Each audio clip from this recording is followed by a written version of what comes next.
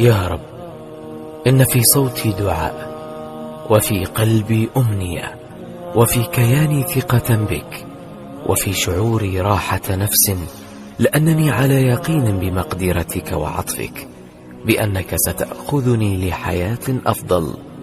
ولن أقول علمتني الحياة، فمنك قوتي وتفاؤلي واجتهادي، ومنك الطريق وإليك الطريق، ومن كتابك نتعلم، وعلى نهج نبيك نمضي بالحياة، فقربنا إليك يا رب.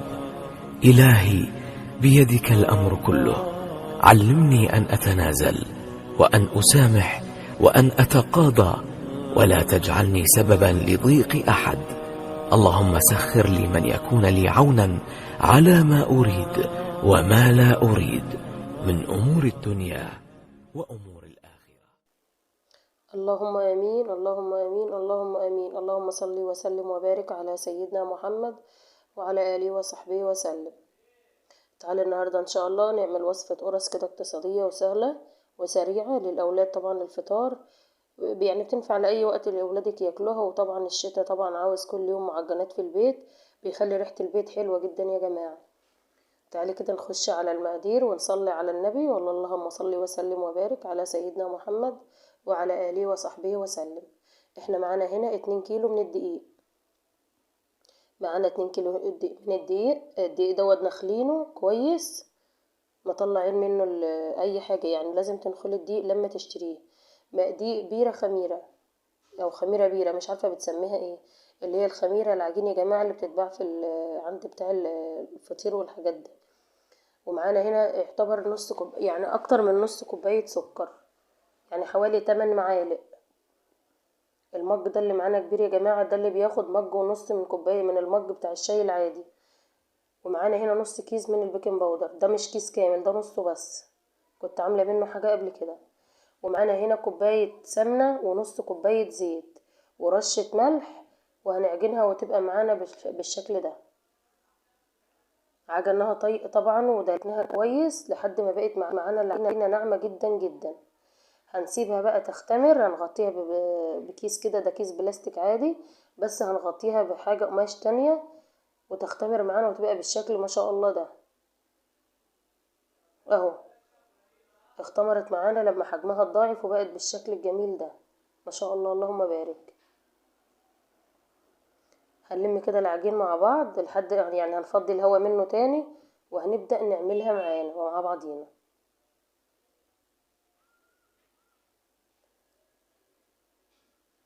اهو هتسألوني مين اللي قاعدة معاكي دي صاحبة بنتي، هي وبنتي كانوا بيساعدوني في اليوم ده. لما لقيتني بعجن كده فقالت لي لا انا هقعد معاكي هساعدك، قلت لها اقعدي يا حبيبتي. ربنا يبارك فيها هي وبنتي يا رب، ويحفظهم من كل شر، اللهم امين، ويحفظ لكم اولادكم. اهو عايزين يعملوا معايا يا حبايبي، ربنا يبارك فيهم يا رب. وانا عماله اقول لهم لا علشان التصوير وكده. احنا عملنا مع بعض فعلا بعيد التصوير يعني. طبعا احنا طلعنا الهوا كده من العجينه اهو زي ما انت شايفه، بصي العجينه ما شاء الله اللهم بارك. اللي احنا عجنا بميه يا جماعه، انت ممكن تعجني بلبن. دي العجوه سيحناها وعملناها كور بالشكل دي، بنتي وصاحبتها اللي عملوها وهم قاعدين على ما العجينه اختمرت. انا كنت بعمل حاجه وهم عملوها ما شاء الله عليهم، ربنا يحفظهم يا رب. بنعمل الحته العجينه صغيره بالشكل اللي انت شايفاه ده اهو، بتحطي فيها الواحده كده من العجوه، وبتعمليها بالسكينه كده من على الوش، وبتبقى جميله جدا زي بتاعه بره، بس اجمل كمان من بتاع بره بصراحه. اهو بصي ما شاء الله اللهم بارك. وحاولي القرصه ما تخليهاش كبيره، لما بتبقى شكلها صغير كده بتبقى حلوه. وكمان يعني خاصه اللي عنده اطفال، عشان مثلا ابنك او بنتك ما ياخدش القرصه، ياخد نصها ويرمي النص التاني. لا اعملي القرصه على حسب ما يعني ابنك ياخدها او بنتك ويخلصها على طول. ده والله مش بخل او كده، لا طبعا. لم النعمه تلمك، كان على طول المثل ده بيقولوه عندنا زمان. ما شاء الله ربنا يا رب يبارك فيهم، ساعدوني في اليوم ده بصراحة فيها العجينة. وبص جميلة جدا. هتجيبيها بقى كده وهتقطعيها زي ما انت شايفة كده. هنا بيغطوا من ورايا بالكيس، اللي عمالين يقولوا لي عشان العجينة ما تنشفش معانا من الهواء. اهو هتعجنيها كده. عاوزة اقول لكم يا جماعة، على قد ما بالعيال بتبقى حلوة، ربنا يا رب يدي كل مشتاق الذرية الصالحة، اللهم امين. بخليهم يعملوا يعني يقعدوا معايا، هما بينبحوا قلبي فعلا، ولكن قعدتهم ربنا ما يحرمني منها ابدا يا رب، ويبارك فيهم ويحفظهم منين ما يروح، واللهم امين، ويحفظ لكم حبايبكم يا رب. اهو عملنا كده وحدتين مع بعضنا اهو. العجينة دي تقدري تعملي منها كذا نوع من القراص، يعني انا عملت منها سادة، وعملت منها بالسمسم، وعملت منها بالعجوة. في الشتا دي لازم تعملي لولادك على طول في البيت. جارك بقى جنبك، واحدة صاحبتك، حبيبتك، اي حد تبعك، مش شرط يكون منك او قريبك، مش شرط يكون مثلا، لا ممكن يكون جارك ده ما بيعملش المعجنات او ما بيعرفش يعملها، تحاولي تديله قرصتين. والله يا جماعة لا ينقص مال من صدقة. يعني انت لو اديتي قرصتين دول هما اللي قاعدين لك، مش اللي انت هتخليهم في البيت لولادك، لا اللي انت هتديهم لوجه الله دول هما دول اللي قاعدين لك. دي بتبقى حاجة بسيطة وبتقرب الناس المحبة والود من بعضه. وعاوزة اقولك بتديكي بركة في الحاجة اللي انت بتعمليها. طب بتتكلمي ليه في الفيديو؟ علشان كلنا نشجع بعض. هي حاجة بسيطة، يمكن احنا مش بندي حاجة، ده ربنا اللي بيدي، ولكن لازم نشجع بعض على اننا نحب بعض كده. معانا هنا احنا خلاص عملنا القرص اللي هي بالعجوة. هندهنها بقى من على الوش. انا جبت هنا بيضة وكيس فانيليا وحبة لبن ومعلقة سكر. ممكن تضيفي كمان معلقة خل، حلو جدا جدا برضو في الحاجات دي. اهو انا عامه ضفت معلقه الخل، بس ما سبحان الله ما جاتش في المقطع، بس انتي ممكن تضيفيها، حلوه بتودي الزفاره جدا، يعني تخلي ما بتحسسكيش بزفاره البيض بصراحه على القرص، وخصوصي معاه الفانيليا. هي الفانيليا بتحل محله طبعا، بس دوت بيدي كمان لون حلو كده للمعجنات، وبيديه طراوه بصراحه. الخل بيدي طراوه حلوه جدا للمعجنات يا جماعه.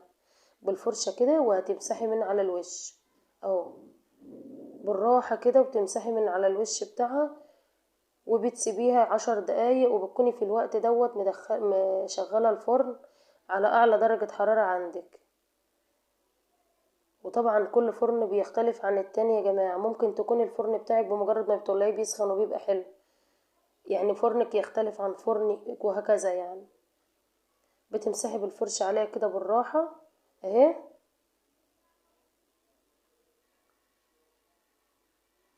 بس ما شاء الله اللهم بارك، بصراحة القرص جميلة جدا جدا.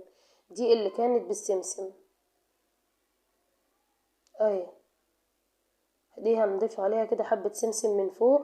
طبعا عارفين فوائد السمسم، كل يعني صيدلية لوحده، مش محتاج ان انا اتكلم، طبعا كلكم ستات بيوت شاطرين وفاهمين كل حاجة، بس احنا بنذكر بعض. ممكن تكون معلومة ناقصة، ممكن تكوني عايزة تعملي ومكسلة، الفيديو ده هيحفزك تقومي تعملي لولادك. اهو بكيلو دقيق هتملي البيت كله، وعجناها بمية يا جماعة، ما ضفناش لبن، يعني اقتصادية جدا جدا جدا كمان. وعملتي حاجة لولادك ممكن تحطي منها في اللانش بوكس، زي ما قلتلك تنفع فطار وعشاء، في كل الاحوال. ولادك ما شاء الله ربنا يحميهم، بيبقوا طالعين داخلين عايزين حاجة ياكلوها، ما عندكيش فاكهة، ما عندكيش حاجة، بتحطي لعيلك منها.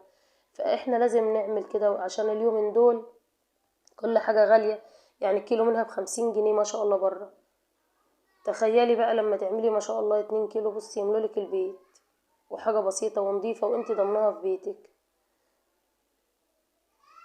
في الوقت ده احنا قلنا احنا مشغلين الفرن على درجة حرارة عالية جدا، بتحطيها على الرف الوسطاني. ولو انتي لو عايزة تديها لون، هو عامة خدت لون ما شاء الله اللهم بارك، والله ما شغلت الشواية ولا حاجة، وخدت لونه بقت جميلة وزي العسل اهو.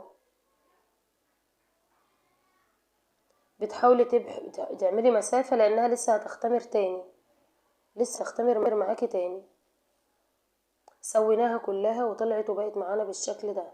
طبعا هو ما شاء الله طلعت كمية حلوة جدا جدا، بس انا خليت دول بس اهي. لو الوصفة عجبتك بقى ما تنسينيش في دعوة حلوة وليكي اضعافها، ويا رب اكون فدتكم باي حاجه حتى لو معلومه بسيطه.